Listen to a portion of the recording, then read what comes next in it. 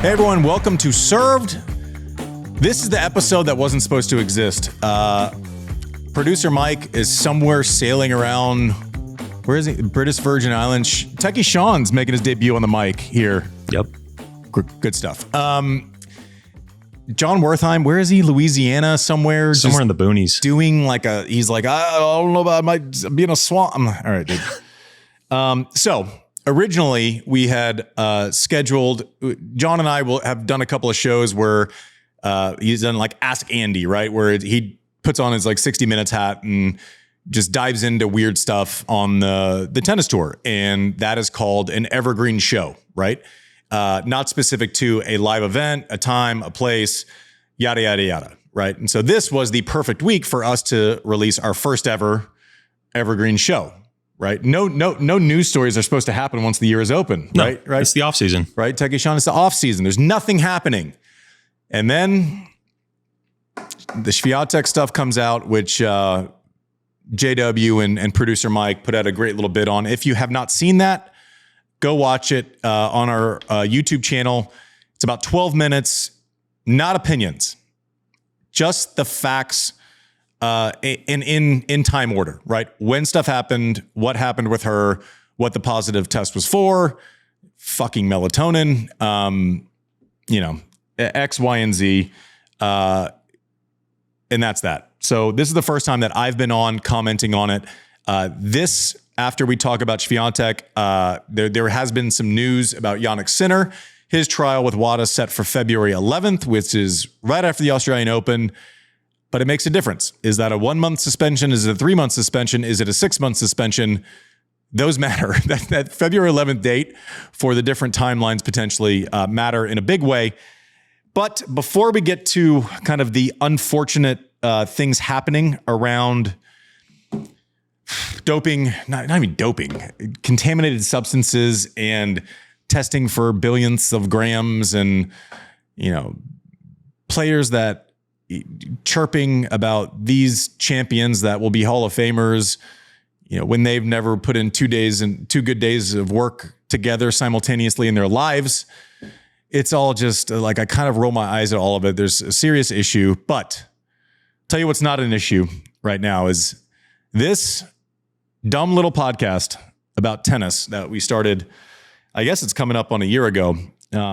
Has worked at least to the point where we can make a really fun announcement. I have been a fan of Vox Media and their podcast offerings with everything that goes, just everyone that they work with. I've been a consumer of their online stuff, whether it's Thrillist or Eater or everything else that they've done. For some reason, they seem to want to be in the tennis podcast business. So I am excited. We are joining Vox Media with a V. They'll be handling our sales, but also all around great distribution partners. So that starts in 2025, which is phenomenal. Hopefully it means more people, more eyeballs on our YouTube, more people listening, more sales for us, which is great because at some point this should be a business, I think, if we're doing it. And couldn't be more excited. We have been approached in all honesty a lot over the last year, especially in the first 3 months.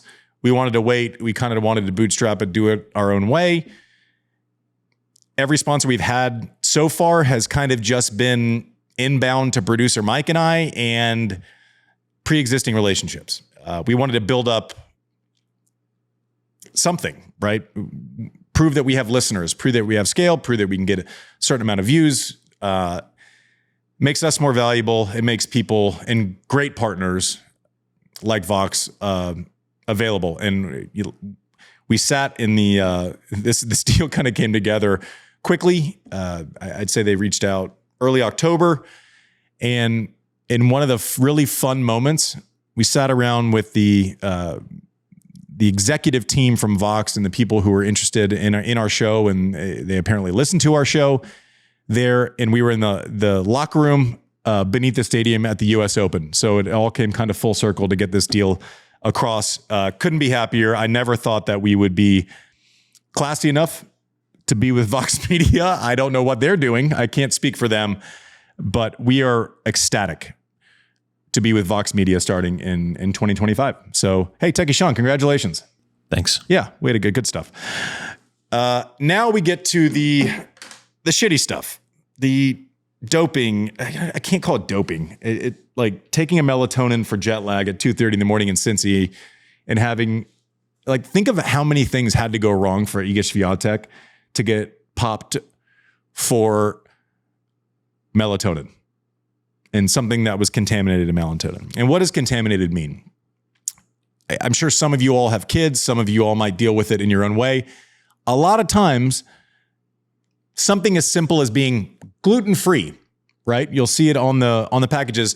This was mixed in a facility that also does things that contain gluten.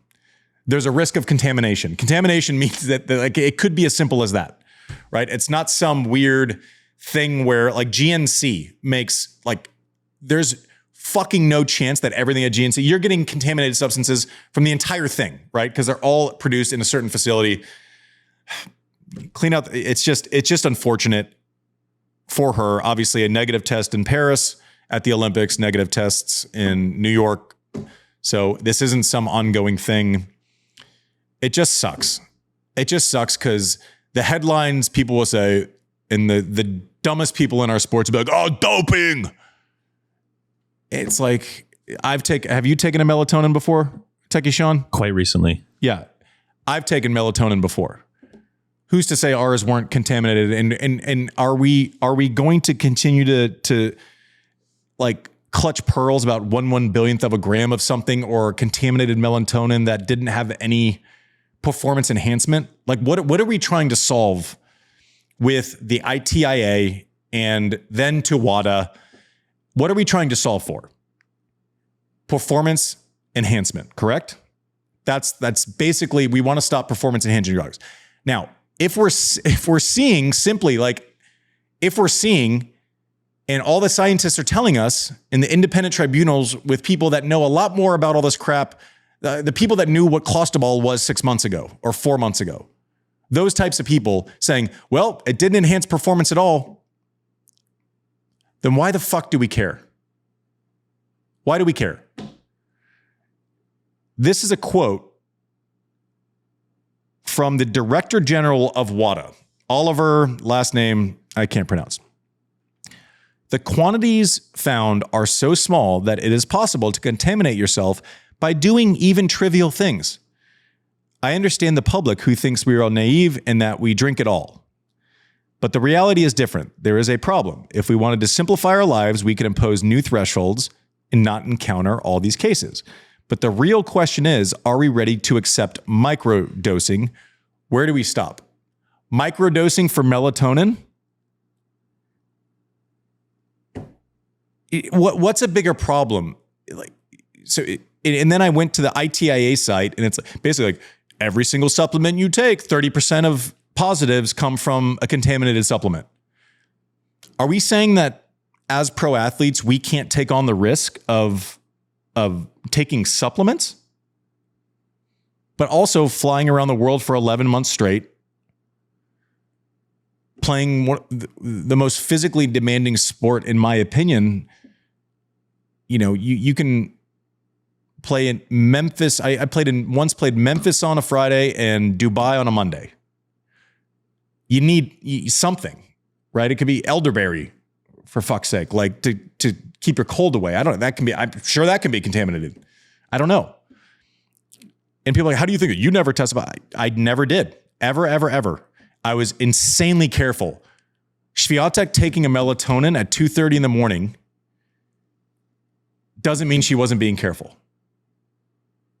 Now, the trainer for Sinner, different story. That was irresponsible, completely. I don't think he knew. But yeah, do we need to test for 1/1 billionth of a gram of something? That's the question. Maybe you disagree with me. If there is what is the level where it enhances performance? If it's not 1/1 billionth of a gram, as everyone has said, what is it? Maybe that's where we should move the testing levels to. As soon as it starts enhancing performance, maybe that's what we should be testing for. Until then, what the fuck are we doing? And why? Like the test, and people are like, oh, the tests have gotten better since you played. So yeah, but we have to adjust. There's a legal threshold for caffeine. For caffeine with drug testing. So should that threshold be like, is that, what if we were 1/1 billionth of a gram of caffeine? We should be testing for things that enhance performance. And it should be a no doubt that if you have that amount in your system, it wasn't a simple contamination thing where it was out of your system by New York a week later. It's not a thing where you pass drug tests on both sides of an 8-day period between Indian Wells and Miami if you're Sinner. So I maybe you don't think the same thing that I do as far as the thresholds. That's just my opinion. Is there any value in us testing for something contaminated in a melatonin that doesn't enhance performance? My opinion is no. My opinion is no. Swiatek taking the plea deal, people are like, why did she do that if she was in it? Because you just don't know. Look at what Sinner's going through, where it's like, we're going to get you, and he thinks he's going to have a trial and some clarity before the Aussie Open. Now they're like February 11th, so just think about that while you're training and while you're in Australia. So I don't know. Like, oh, they still suspended her for a month, kind of. They had to review the case, and she was off for 22 days, and then they got clarity around it, and they basically said, okay, we want to save face. Let's just make a round number of you were suspended for a month and eat the 8 days while you're training somewhere. That's not, whatever. That's not like a real thing. That's not like a real suspension. And it shouldn't be. You take a melatonin when you're going from Paris to Cincinnati and you have jet lag, and then you take it at 2:30 and someone shows up to test you at 6:30 a.m. Like, so many things went wrong. I don't think any less of her. I don't. The thing that's interesting is I'm always obsessed with precedent, right? So they will say that the precedent was set that she was suspended for a month. I don't know how Sinner gets any less than that, because it was Swiatek. It wasn't someone on our team. It wasn't, it wasn't as if someone else did it to her, like the Sinner case. If assuming we believe what the story he is told. I'm not telling you have to. I just don't think that he would risk his entire career for something that didn't enhance performance. I've said it many times. If he knowingly did it and got zero benefit, then I'd actually take a larger suspension just for stupidity. So I don't know. But what it does is now we're looking at that February 11th date for Sinner and WADA. Does WADA feel like they have to do something?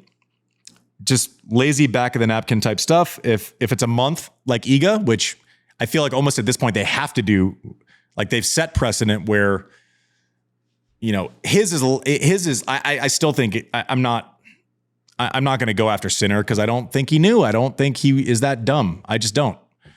Maybe I'm wrong. I'll never know. We'll never know. I don't think he's that dumb. Best player on earth and worst doper that's ever lived. Maybe. I don't know. Maybe that's a realistic scenario. But with Swiatek, they can bluff that they've actually suspended her a month. They haven't done that. She just took off the time while they were investigating this case. And then they investigated it. They said, everything you told us is true.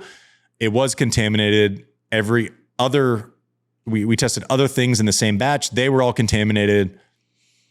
How could you have known if it wasn't? Like, imagine getting popped for something, trace elements of something that wasn't actually listed on the bottle.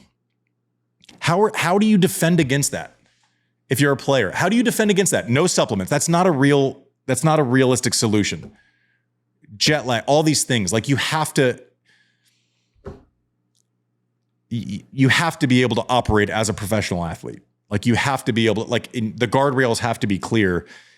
If trazimazole is not on the bottle, and you check the things that are on the bottle and it's been approved by your team, does it mean you can't use a sleeping aid ever? That seems extreme to me. I don't know. But, okay, so if it's 1 month, March 11th, right? That's borderline Indian Wells, can probably play Miami. If we go to April 11th, he misses Indian Wells in Miami, which sucks, not the end of the world, right? It's 3 months, which is that kind of has the feels right now. Tough to go 6 months when Swiatek got a month. Tough to go 1 month when Swiatek got a month, because it was your team that knowingly was dumb. May 11th, Roland Garros starts May 25th. May 25th. So I've been sitting here going, I saw the news release where it's February 11th. I'm like, can you get your shit together and let this guy have some clarity? Better or worse. I'm not saying he needs to protect his mental health. He's in a situation. His people have put him in this situation. So it's not as if I'm crying for Jannik Sinner, but if you make this big announcement in late September that you're going to go after him and then you drag your feet for another 6 months, it just comes off as completely unprofessional. And then saying and then the director going, well, you can bump into someone on the street and that could be a contaminated, they just look so unorganized and stupid, frankly. So there is a chance, even if he gets a 3-month suspension, he doesn't miss a slam, which if you're Jannik Sinner at this point, you go, thank you, done. And also, there's no chance that Sinner plays, or he shouldn't. He shouldn't. Once he finishes Australia, similar to Swiatek, where she got credit for the 22 days, right? It's when you don't play and you get credit for when you have not played. He should not play Rotterdam. He should not play any of these events after Australia. Play Australia. Stop playing until that 11th date. You get 2 weeks of credit on a 3-month suspension. You get to build. He should not be playing before that hearing after Australia. 1 month, doesn't really matter. 2 months doesn't really matter. 3 months doesn't really matter. Anything over 3 months, if he gets to 6 months, that's brutal. Then all of a sudden, you cleared 2 weeks before the US Open? Something like that. 6 months is brutal. 6 months is you're screwing. That's a big one. That at this point, that's what I thought he would get when they first announced it. Now that feels steep, only based on the precedent they set with Iga for a no fault, no negligence thing. So that's my opinion. Can't wait for the comments. You guys are always so rational. You're not all the time. You're not rational all the time. Most of you are. Some of you are nuts. But that's why we like it. That's why it's discussion. This is just my opinion. Doesn't mean I'm right. I do feel like I have a little bit more insight and I've lived through it a little bit more, but c'est la vie. Some of you are going to be like, you test positive, you're lifetime ban. Yevgeny Kafelnikov said lifetime ban. Lifetime ban for melatonin. Sounds right. Yeah. Someone else going, our sport is cooked. Melatonin. Our sport's pretty fucking great. Pretty great.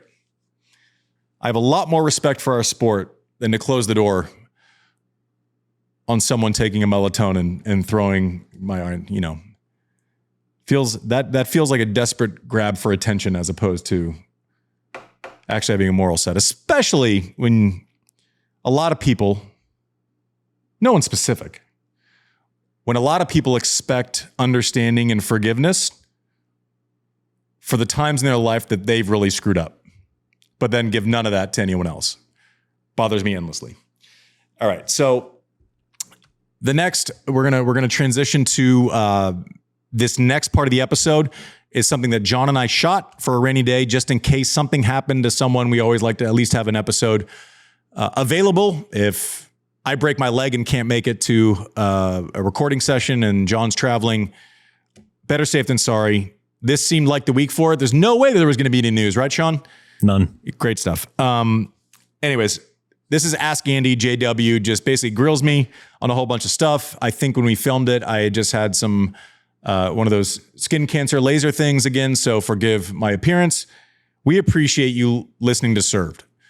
We don't get a deal with Vox Media without you all. We don't get the ability to try to get to more ears and more eyeballs without you early adopters. We really, really, really, and truly appreciate you listening to Served. Hope you enjoy the rest of the episode. All right, welcome back to Served.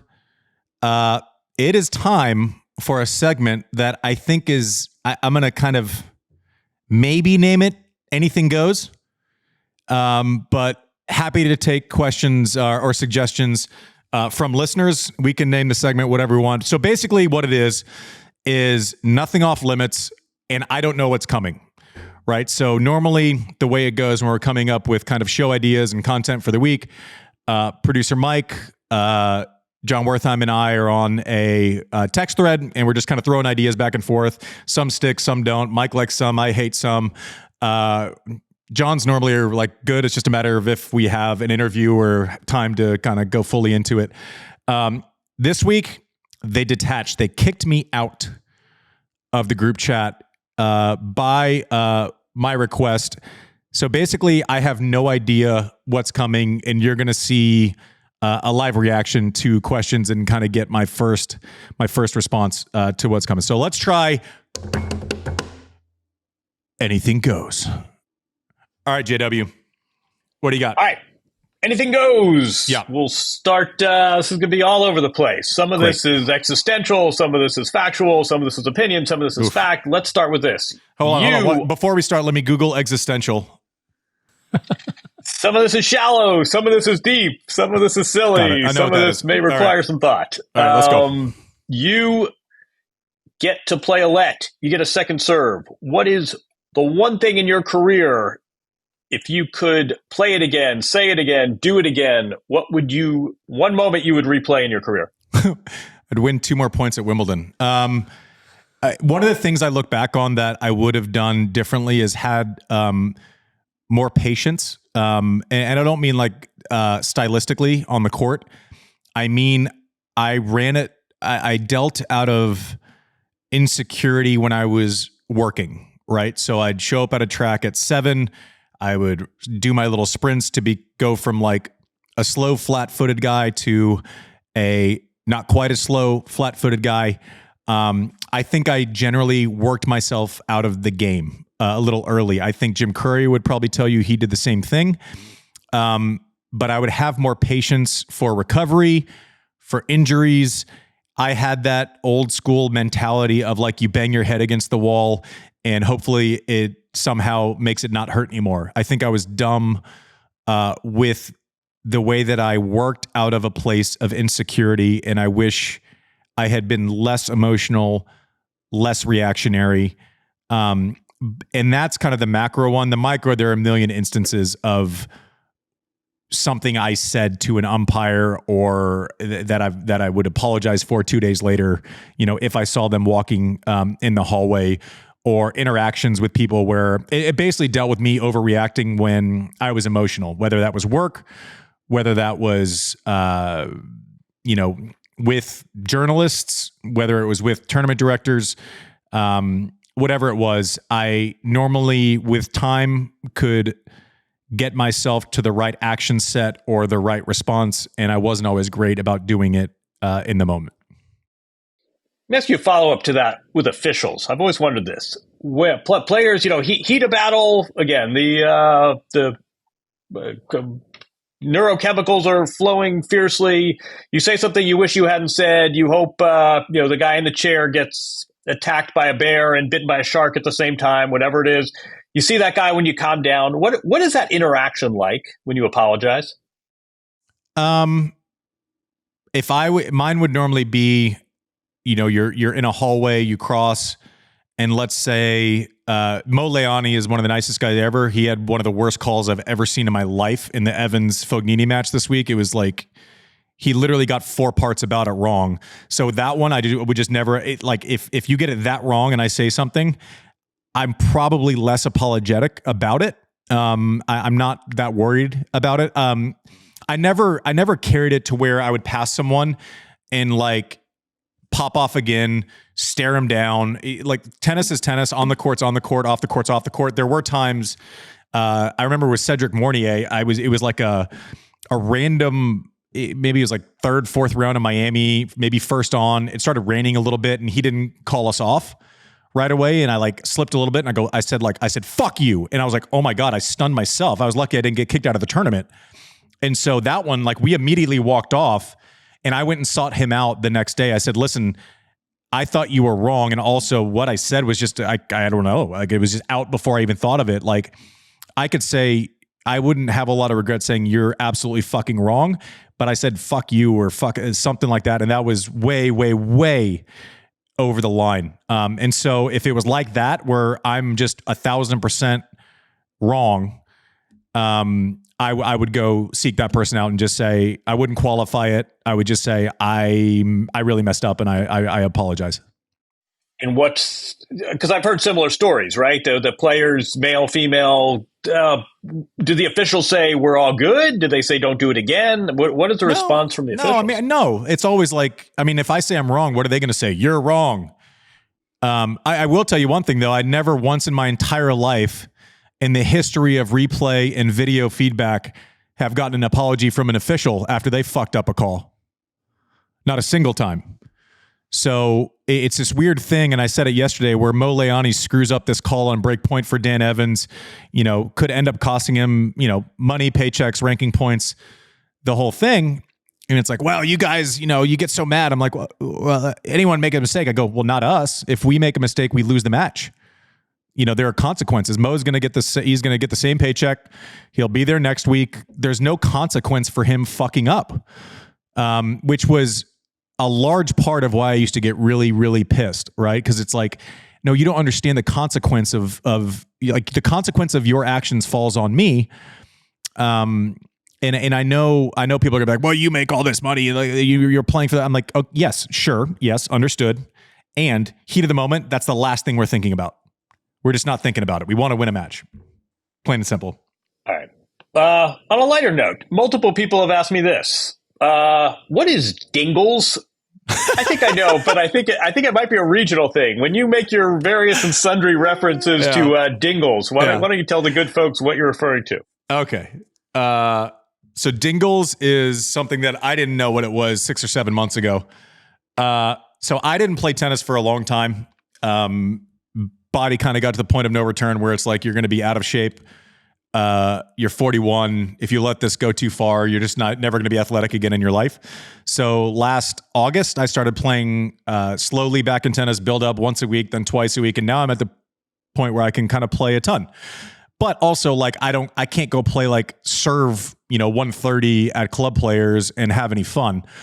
So I get with, group of other hackers at the club now. And so dingles is a game that kind of neutralizes a lot of power, a lot of speed, a lot of the places where I would have an advantage. And so you basically start 2 points going cross court, singles points cross court. So there's like an imaginary middle line that you call if someone hits it wide of that. As soon as someone wins one of those points, someone yells dingles and it opens up to the entire court. So it's like chaos. Right. You could be, at the baseline, there could be someone crossing a net who had just lost a point. And so it's a very safe space of, rallying cross court, hitting little chips, trying to bring someone in, coming in yourself, to all of a sudden dingles. And you don't know if your partner won or lost the point. And it's just chaos. And it's the most fun game ever. And I play it like 2 hours, 3 times a week. I play with kind of the same, rotating 5, 6, 7 guys. And it's a blast. It's kind of given me a new lease on tennis. And you can kind of play, and it's, I don't know, all I do is just play dingles now. That's it. That's where my tennis life is. That's the graveyard of my tennis life, is the dingles court. Take that, pickleball. That sounds fun. All right, dingles it is. Now everyone knows what you're talking about when you reference your dingles games. All right, during a match, so I'm not talking about practice. What's the hardest you've laughed in a match? You've laughed on a tennis court? Oh. Okay.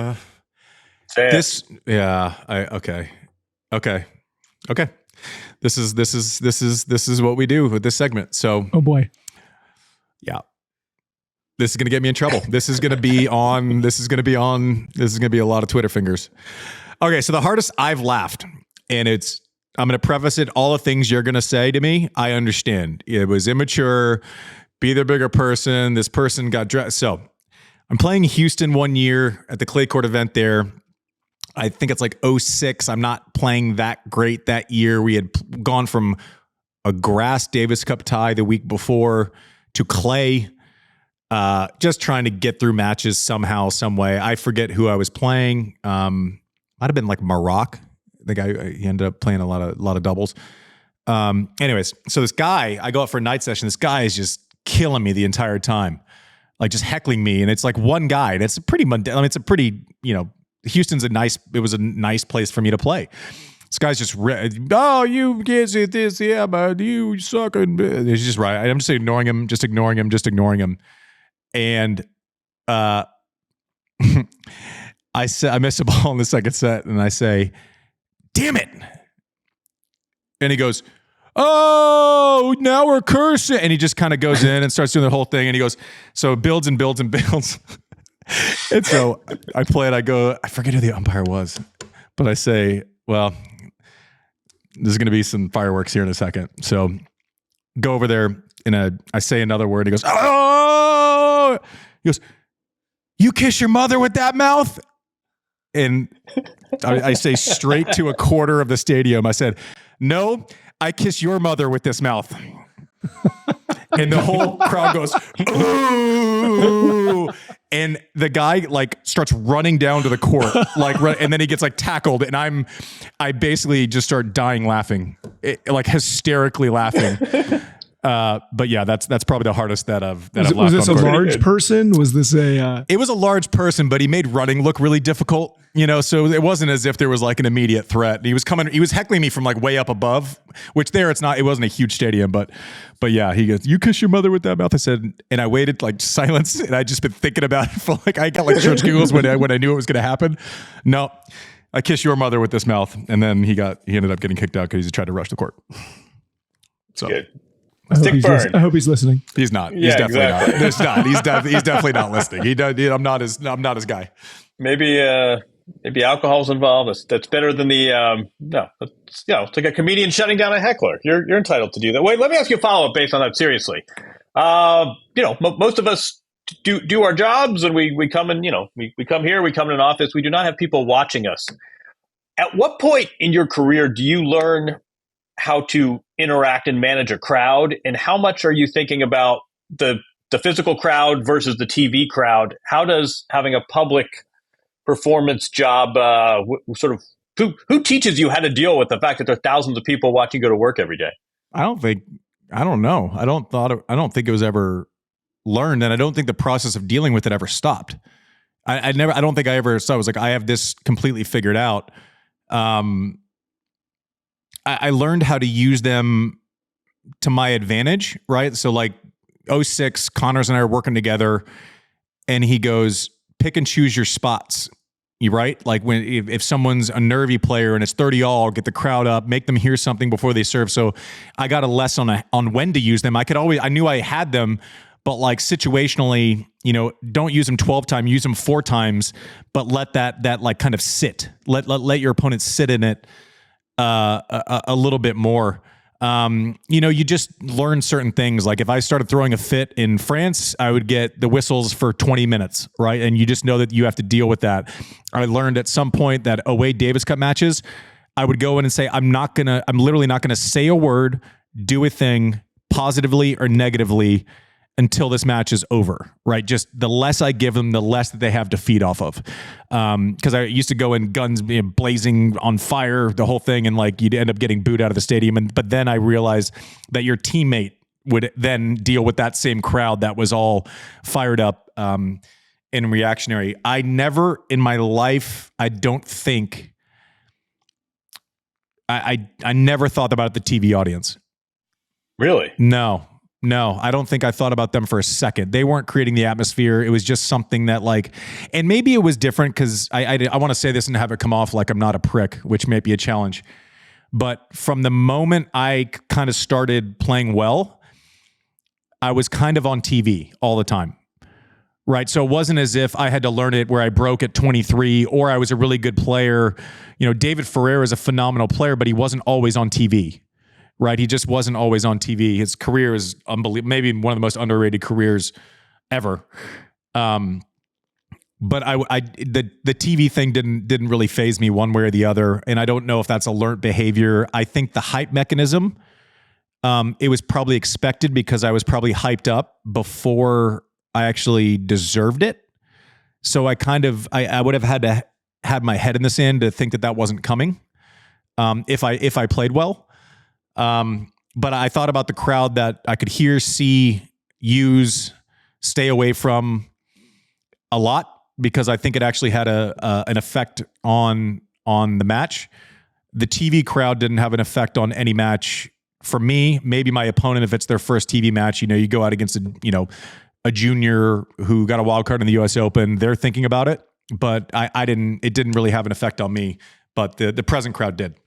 Follow up with that. Let me ask you about fame, which is a thing. I mean, it is jarring when people notice you and ask you for selfies, and it can be very pleasant, but it's also takes some adjusting. I cannot imagine what it's like to be 21 years old and have international fame. Who taught you how to deal with that? How did you deal with that? What is it like to not be a jerk, to give a good impression of yourself, but also keep some sort of power and self-governance and not have the distraction when you're trying to win tennis matches and not be popular?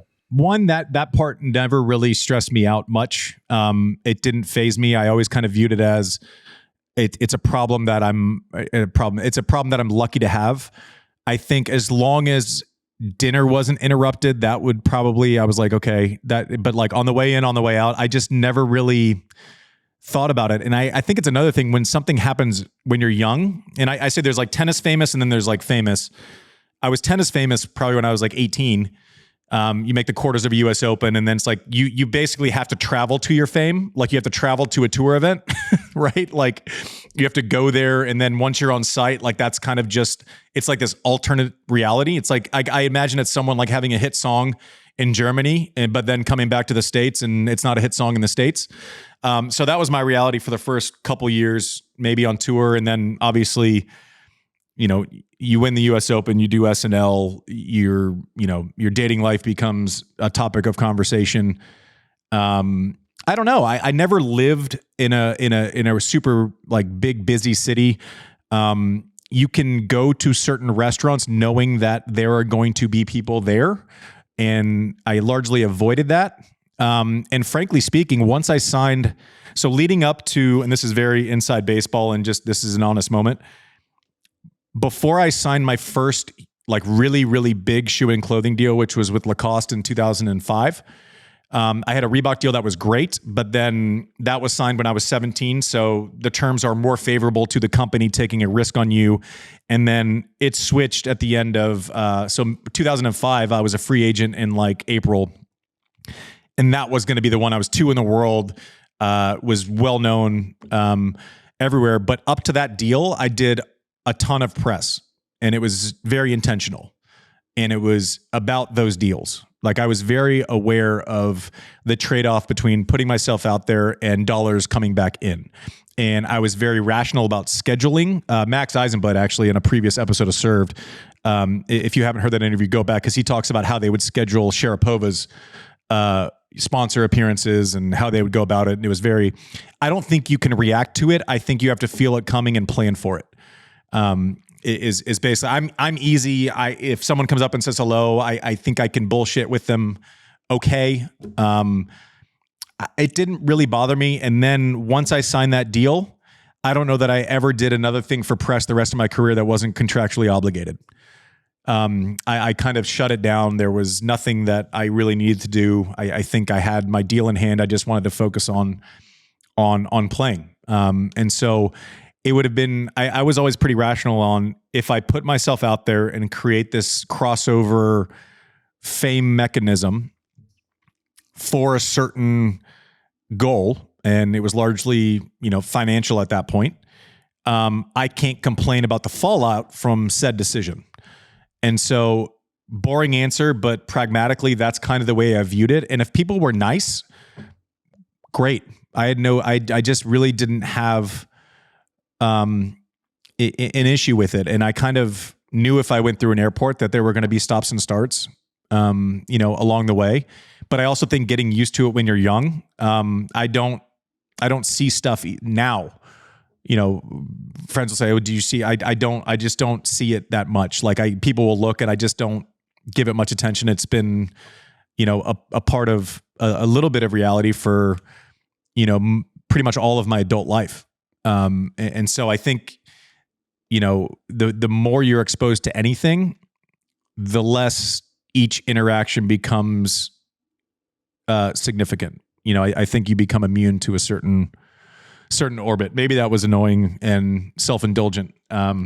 But that, yeah, I guess an example, I talked to Lindsay Davenport on another episode of Served also.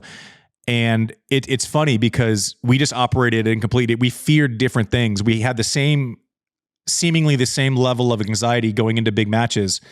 Mine was a lot more worry about results and the actual tennis product that I was going to put out there and what I had to put out there to beat the people that I wanted to try to take major titles from. Never once did a single ounce of my anxiety come from a full stadium. Not a single time. Whereas Lindsay still has never hit a ball off center, so not worried about the tennis piece of it, but she's like, I wish I don't want to go out there in front of all those people, and that's where her anxiety came from. So I just think it's honestly different strokes for different folks.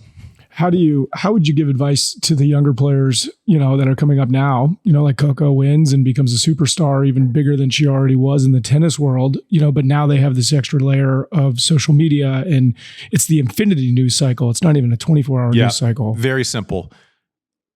Surround yourself with people who aren't scared to tell you no. That's a big, big deal. Don't make a bunch of new fast friends. Keep your inner circle very tight, right? It needs to, I travel with a trainer and a coach. And before Brooklyn and I started dating and she kind of started traveling more often, that was it. And I always stayed at a separate hotel from my agent, parents, this whole orbit ecosystem that was there for me. I separated. So it was my coach and my trainer.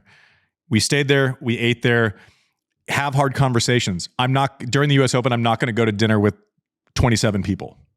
I'm not going to do 10 people at dinner every night. It's going to be a 4-person dinner. The moment's going to feel smaller than it actually is. And I think that can be intentional. That's good. What about, keep going with that. What about public interactions? What are some hacks for, hey, can I get a selfie? And hey, I remember I was at that match in 2003 when you did XYZ. What are your hacks for not being a jerk, but also keeping some privacy and some sort of self-governance? You can keep walking slowly. I don't think every conversation requires a full stop. I think as long as hey, how are you? Oh, Andy, I liked you. That's great. How are you doing? And I think people are like, whoa, I think you get a lot more credit for being friendly than you deserve, just being like a general, human, being nice. You're going to get a lot more credit for that. And conversely, if you kind of shuffle along and don't acknowledge it, I think you're going to get people don't understand the context of your day. If it's not going well, yada, yada, yada. It's rarely neutral. It's rarely oh, he was fine. You're going to get a lot of credit and you're going to get a lot of criticism, and it rarely lives in the middle. I think the advice is suck it up, even if you're not into it. Just a smile and a thank you and I appreciate you, and that's what they're going to leave with. I remember I saw an up close. I learned a lot from doing these one-night exo tours with Andre, and he was so human and good, even on the days where you could tell he was going through the motions. We would be in the car on the way to the arena to play, somewhere. We'd basically play, 4 or 5 exos in a 6-day span. So we don't even know what city we're in. We're walking into an arena, we're leaving the arena, we're getting on a plane, we're going to the next place, rinse, repeat. But he was so smart about, we'd go into a sponsor visit, and you're walking into it and he could be having a bad day, bad mood, whatever. And you'd be walking in and whoever he was with, he'd say, okay, lead sponsor. Great. First name of that sponsor and spouse. It's Tim and it's Lisa. Great. He didn't need to be in a good mood to represent a good mood, and he made everyone feel good about being in his presence. So you'd go in there, you'd be like, oh my gosh, I'm so happy we have Tim and Lisa. You guys have always supported tennis here in Birmingham. Wouldn't have happened without you. And that's it. And I would see him walk in and do it, make it personal. And it was like, oh, okay. So that's why you're probably the, biggest crossover star that we've had. And people love hearing you speak, is because you actually like put a little effort goes such a long way. And that's what I would tell someone, like, know a first name, put it in your phone and keep track of first names. Like actually treat it like homework. And just kind of be nice, even when you don't want to be. Good answer. The tennis library is on fire. You can go in and save one book. What are you yanking out of there? Oh, what is it? I'll give you this. Oh God, that's easy. You ever do this? Here, what? You ever do this one? No, no. It is the easiest question that's ever been asked. I would read it over and over and over and over again. Open is my favorite book that I've ever read, and that's Andre's book. I'm so cards on the table. Andre's my idol. I'm a homer. I'm a fan. Always have been a fan. I also think there are two types of books that athletes write post-career, and this was neither. The two types generally are 600 pages of I'm awesome, or 300 pages of throwing other people under the bus and telling stories that, will have an impact negatively on other people, potentially. You rarely see someone who has iconic status and is generally beloved throw themselves back into the gutter, right? My wife read this book when it came out and said, I think I understand you better because I read this book. The pressures, what you're saying going in, she goes, I think I understand you more in what I, view as like a bad mood, is a stressor. And so that's the book. And the little tidbit, Andre did one of the coolest things, and it's typical for him, but so he was retired. Obviously, he'd been retired 2 years when this book comes out. I think everyone kind of knows it's coming out, but it's like 2 months before it actually gets released. And he calls me and he says, hey, just a heads up, this book's coming out. I said, okay. He goes, I'm not going to tell you what to say. Obviously, I would never do that. There's some weird shit in this book. I know that you're going to be asked about it. What I don't want is for it to be released, you to be asked about it, and you don't have the chance to actually call me and say, what the fuck is this? Like, so either call me or don't call me. This might be the last time we talk, but what I'm going to do is I'm going to overnight you a copy of the book on your word that you're not going to like let anyone else read it and yada, yada, yada. So I got to read it, digest it. I didn't end up calling him back because I didn't need clarification, because it was just this raw, honest look inward. I got this right. I got this wrong. I thought it was a pretty clear reckoning of oneself, but I appreciated that gesture and not, kind of letting a friend get blindsided by your drama. Great answer. Wait, digression real quick. Sure. There's a third category of the athlete book, which is cash grab. Some publisher says, hey, we'll give you, $500,000. I know one story where the athlete, I did one of these books, but it was with Al Michaels, who was actually a great storyteller. It was a lot of fun. But I've had other, and I know one, and the athlete said, I'll only do it if I can do it while I'm on the treadmill. So the athlete would talk on the treadmill. Somebody would ask questions, and that's how little investment. In Andre's case, he bought J.R. Moore. I mean, he liked this book, Tender Bar. He said, that's the guy I want telling my story. This was not at the time, now he's quite well known and has sort of become this famous ghostwriter. He was not particularly well known. Andre said, I love it. That's my guy. Bought him a house in Vegas, moved him out there. He lived there for like a year. To me, this book was a winner before I read page one, just because of how invested Andre was in this. Whatever the opposite of half-assing is, this was absolutely the other extreme, and he sort of got out of it what he put in, which is like, this is the bet. You go to every meeting, every pitch you go to, this is the benchmark. Part of it is the content, but part of it is because of the commitment Andre had to it. Anyway, good answer. Let me ask you, keep going, similar theme. Player you respected the most, player you respected the least? Oof. Player I respected the most. Well, there's different reasons for respect. Someone like Roger, Rafa, Kim Clijsters, where it's like they don't have a bad day, and if they do, they still get over their shit. Whereas I'm breaking rackets in a locker room and fucking getting mad at the ATP Tour media person for bugging me. It just I had a unbelievable respect for people that could fake it through their bad days when it was public facing. From like a tennis perspective, someone that doesn't get nearly enough respect, who has, like, we didn't always get along personally. We're fine now. I think mutual respect eventually wins out. But we had a lot of ugly moments, but someone that, is probably the best competitor I ever played against. He's never once in his life, in his professional life, had the best shot on the court as far as pace or speed or spin.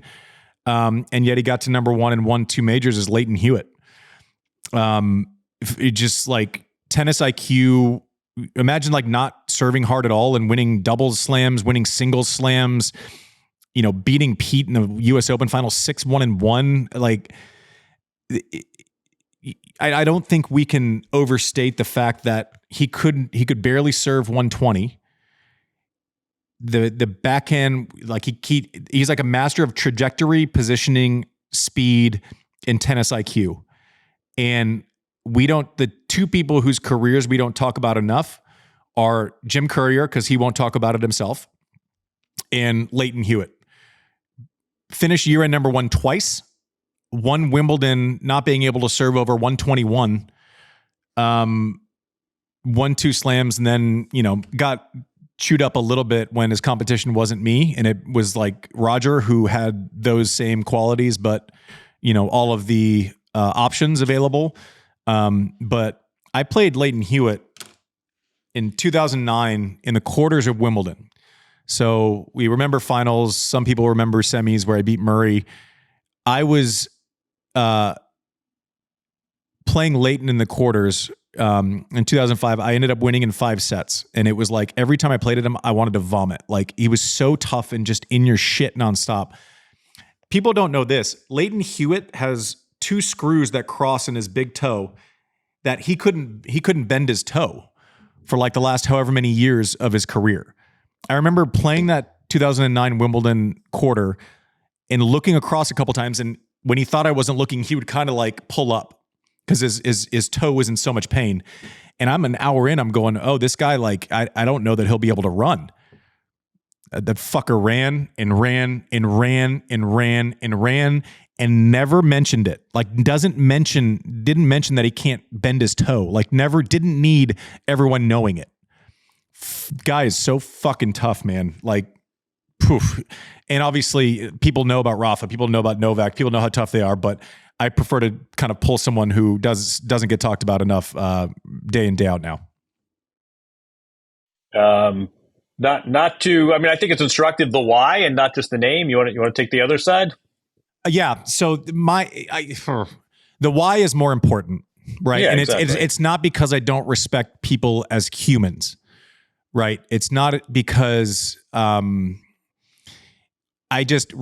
would reach a point of anger / jealousy with people who were insanely talented, who wouldn't do the work, or who would, when things are going well, they're pumping up the crowd and doing this whole showboating thing. And then when it's going the wrong way, they're limping around with, injuries that aren't real and, kind of going away. And I won't name a name, but there's a player who's probably the fastest guy I've ever seen, the best body I've ever seen. And his career high ranking is like 6 or 7.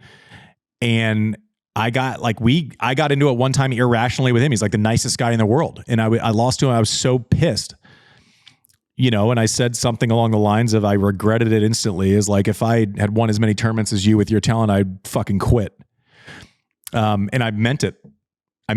But it's not because he's not a nice person. It's just because, like, guys who have the ability and choose not to use it,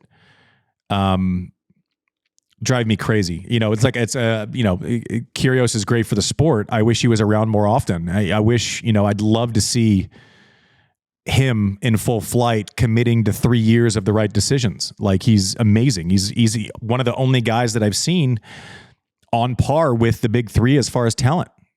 He has it. He has that much talent in his hands, in his, tennis IQ, the way he sees the game. And it's just like, I would go back in a heartbeat without thinking twice. If I could have his game in my ability to take pain, we would have been a good player. I have a follow-up question to that. So when you look at the top players in both the ATP and WTA, and just to be, we didn't cross over. Kyrgios is not the guy that I was talking about at first. Yeah, it was James Blake. But go ahead. It wasn't James. I would have said his name. When you look at the top players on both tours, what is the weight, of people that are just pure talent versus people that are harder workers than the others, or is there like a balance? Everyone, but it's hard because you get to the top level, everyone has talent in some way, shape, or form, right? But you look at we talked about the talent of discipline, which Swiatek has mastered. Like Ferrer, he probably wasn't a great junior when he was 13 years old, and he got so many things right every day, and that manifested in him having a career where he won, somewhere around 700 matches without a massive weapon besides heart, speed, which was trained. So that guy, you talk about respect. I'm like, what a winner. What a winner. And then you have, there's 30 guys in the top 100 all the time who are content. They get to 25 in the world and that's great. And they have a Twitter following and that's making it. And Brooke and I used to have conversations where it was like, I would be like, gosh, it's just, I'm kind of jealous of the ability for people not to be, it was like my last year I'm in Del Rey and I'm like, if I don't win this, it's like, it made no difference. No one remembers it. Like I was at a point where that wasn't even going to leave a mark on my career. And I was still like miserable if I couldn't find it. Miserable. And I was like, part of me wants to be those guys that can just like, well, fuck it, next week. That's fine. I'm happy. We're in a beautiful place. I probably would have enjoyed my career more had I been able to do that. The devil's advocate would say, but then there would be a part of your career you probably wouldn't have enjoyed. Correct. 128 players enter a major. 127 do not win the major. Yeah. You do the math as it goes down the smaller draws. For the vast majority of players that don't win the title, what is the hour like from shaking hands at the net? You don't win the match, you shake hands at the net. What's the next hour like? What happens? So once you become a well-oiled machine of losing, what happens is my process was like, we talked about this earlier, like we don't need to discuss emotional things when I'm in an emotional state. You're probably going to get erratic behavior. You're going to get things said that are probably true and felt in the moment and also add no value to the conversation. So my team off the court, Dougie Spreen, who was my trainer, was probably calling Karen Piner, who ran all the logistics for, she worked for my agency and then later on personally, but would call and say, okay, flights, is there a flight tomorrow? If we're in London, I always wanted to leave. I was not ever going to be one that stayed a couple days. And so there's this whole circus that goes on, canceling hotel rooms if we have it booked for however many nights, figuring out how to get out of town. I needed to be kind of left alone past my coach coming in and saying, tough one. Maybe they could tell if I was like really pissed, they would leave it. If I was like kind of like, man, like they could probably read the room a little bit. Sometimes I could have a conversation then. Sometimes I was pissed. Sometimes I was, there's a too good reaction. You lose to somebody that you shouldn't, and there's like, you can't find it. Those are the most depressing ones when you have like a 2 or 3 week buildup where you can't find it. You try to do press. I tended to do it very, very quickly when the option of leaving, and I didn't have to like get my body working because I wasn't going to play for 2 weeks. I could do that back at the house. later before we left. So it's basically just a lot of like logistics and emotion for that hour afterwards. Not all losses are the same. Therefore, not all hours are the same. The consistent parts were, let's figure out the logistics. How do we move heaven and earth, 10 check bags, a training room that we have to fit into a bag, packing that up versus what time we have to leave tomorrow. And are there enough seats on the flight? And if not, let's figure out something. So those calls are made without me knowing. At a certain point, they're coached and trained. And so my part was just kind of going through the motions of being professional when I was pissed, just wanting to get the hell out of wherever I was. All right. Well, JW, thank you for the opportunity to stumble over being objective about my own history and past and lived life. It's weird kind of to look back that way sometimes, but I think this segment is cool. Maybe we do Anything Goes again sometime. I thought hopefully we'll see what the feedback is, and as listeners, definitely always let us know what works and what doesn't work. It's weird thinking about. Feels like another life. Anyways, we'll be right back on Served with the close. Thank you all for listening to this weird hybrid of a show where we cover all the big news off the top, including our new deal with Vox Media for 2025. Couldn't be more excited. Have been a fan of their media arm, as well as many other things that they do for a very long time. Humbled and happy to be a part of their family. All thanks to you. If you are an audio listener, rate our podcast. Be generous. 5 stars only? Yeah, maybe. 4? Yeah, 3.5? No, let's not get crazy. If you watch us on YouTube, first of all, thank you. Like, subscribe, tell your friends. This has been Served. We'll see you next week.